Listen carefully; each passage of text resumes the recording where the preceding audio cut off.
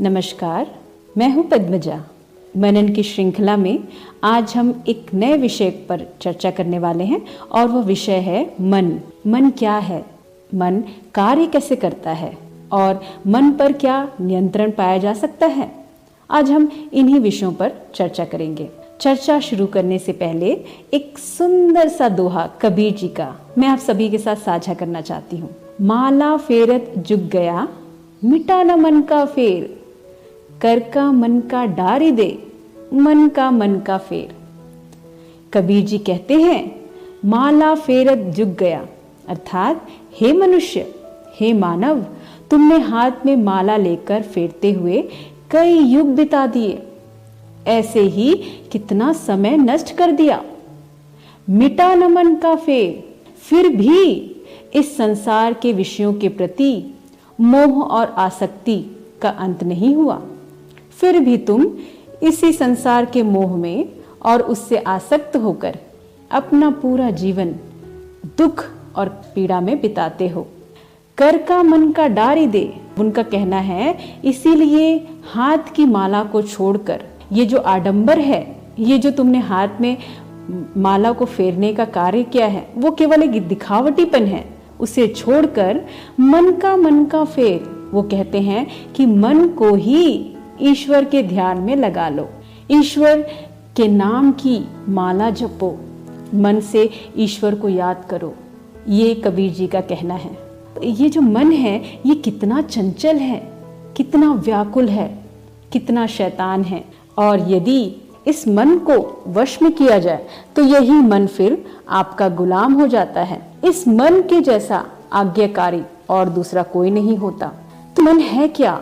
ये आपके भीतर सबसे ज्यादा चंचल और सबसे ज्यादा व्याकुल करने वाली है, वही है आपका मन। यह एक छोटे से शिशु के समान है जो अपनी बदमाशियों में चूर है। उसे नहीं पड़ी दुनिया की लोगों की, दुनियादारी की। आपने देखा होगा 2 वर्ष के शिशु को बिल्कुल अबोध, नटखट, चंचल और निरंतर उपद्रव करता हुआ, परंतु उसकी इन्हीं हरकतों से उसकी माँ कितनी प्रसन्न रहती है, वह उसे निहारती रहती है। क्या आपने कभी ये पाया है कि उसकी माँ अपने नटखट बालक की शैतानियों से, उसकी चंचलता के कारण बहुत परेशान हो और उसे कोई दंड दे? नहीं। जब बालक खेल कर थक जाता है, जब अपनी बदमाशियों से ऊब जाता है, तो वह विश्राम की स्थिति में आ जाता है और अपनी माँ का सबसे आज्ञाकारी बालक साबित होता है, शांत होता है और प्रसन्न रहता है।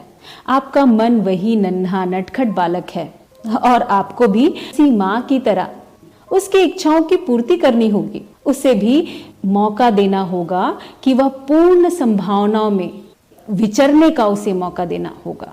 आपको हर समय मन के प्रति निर्विरोध की स्थिति में रहना होगा, परंतु हर कोई अपने मन में बेड़ियां डालना चाहता है। जब बाहर कोई घटना घटती है, वह घटना किसी के लिए अच्छी भी हो सकती है, किसी के लिए बुरी भी हो सकती है।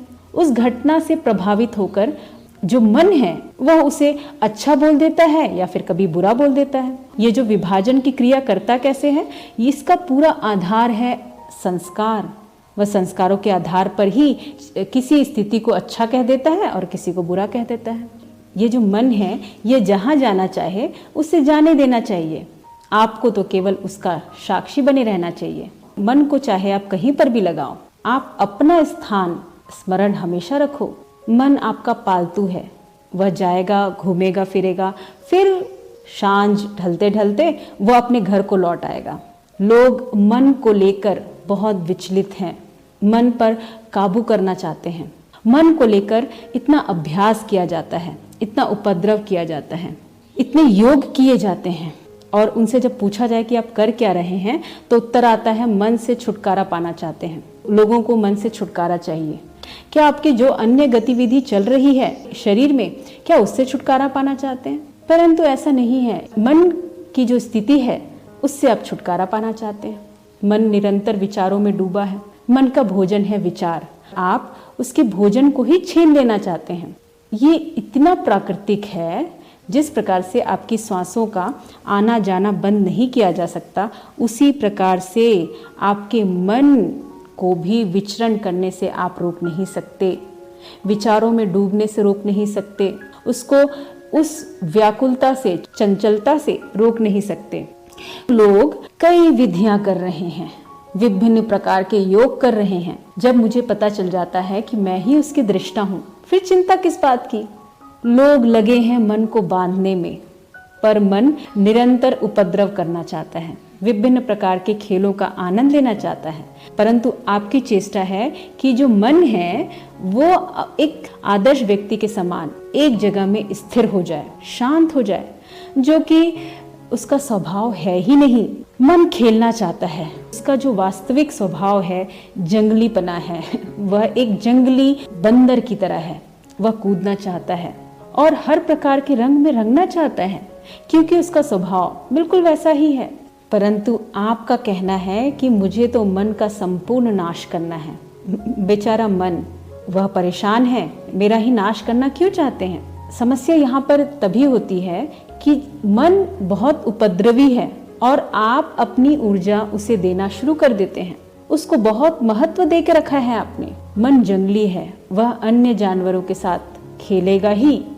अब जब आप भी उसी की तरह अशांत हो जाते हो, तब उसकी शक्ति और बढ़ जाती है। जिसको भी आपने जीवन में महत्व दिया है, उसको आपने अपनी शक्ति प्रदान की है। मन जैसा विचरता है, जो कार्य करता है उसे करने दो। वह अपना स्वाभाविक रूप में अपनी बदमाशियां, अपनी चंचलता में रहेगा। मैं उसकी दृष्टा हूँ। इस चीज का हमेशा स्मरण रखो कि मैं मन नहीं हूँ, मैं मन की साक्षी हूँ। मन अनर्गल कार्य करेगा, परंतु मैं मन नहीं हूँ।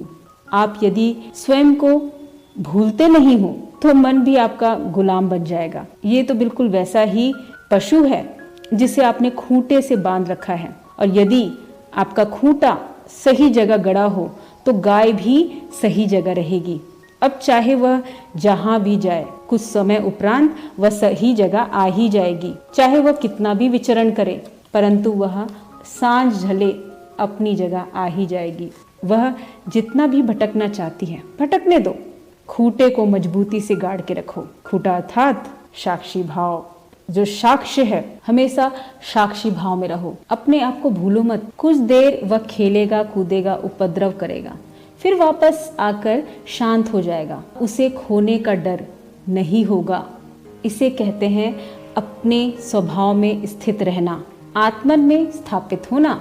मन का खूंटा आत्मन में गाड़ दो, और फिर जितनी लंबी रस्सी रखनी है उस मन को विचरने के लिए, बछड़े को विचरने के लिए, उतनी लंबी रस्सी रहने दो। जिनकी श्रद्धा में कोई खोट नहीं है, जिन्होंने सत्य को जान लिया है, परम को जान लिया है और उसी में निरंतर स्थित हैं, जो अपने मूल स्वभाव में दृढ़ता से स्थित हैं, फिर उसे कोई भी हिला नहीं सकता, डगमगा नहीं सकता। ऐसे महापुरुष का मन उसका गुलाम होता है। मन भावपूर्ण है, जो केवल वही सोचता है जो वह चाहता है, भले ही वो तर्क की कसौटी पर खरा उतरे या नहीं। मन एक प्रकार की भावना है, इसका कोई आकार प्रकार नहीं होता। वह अति चंचल और गतिमान है, परंतु यह जान लेना कि मैं मन नहीं हूँ, और मन का जो वास्तविक स्वभाव है उसको वैसे ही स्वभाव में, उसकी प्राकृतिक स्वभाव में रहने देना ही हमारा कर्तव्य है। जैसे आप सभी के साक्षी हैं, उस मन की व्याकुलता के भी साक्षी हो जाइए। अब परवाह नहीं है, चाहे वो कहीं पर भी जाए, कुछ भी करे, परंतु मैं मन नहीं हूँ। अब प्रश्न उठता है कि मन को नियंत्रित कैसे करें।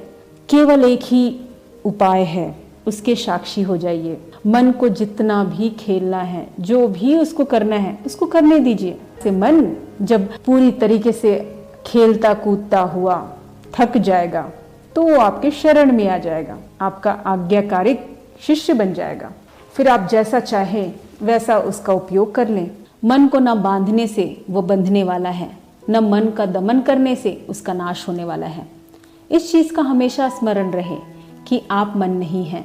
मन चित्त की एक परत है जो वृत्त में चल रहा है, जो अपने कार्य को करेगा ही, जो अपने स्वाभाविक गुण हैं उसमें रहेगा ही। मैं मन नहीं हूँ, मैं उसकी साक्षी हूँ, यह ज्ञान ही आपको मन से दूरी प्रदान करेगा। और जब आप स्वयं में रहना सीख जाते हैं तो मन क्या, आपके चित्त में हर वृत्ति आपके नियंत्रण में होती है। उम्मीद करती हूँ आपको ये विषय बहुत अच्छा लगा होगा। हम फिर मिलेंगे एक और विषय के साथ। धन्यवाद।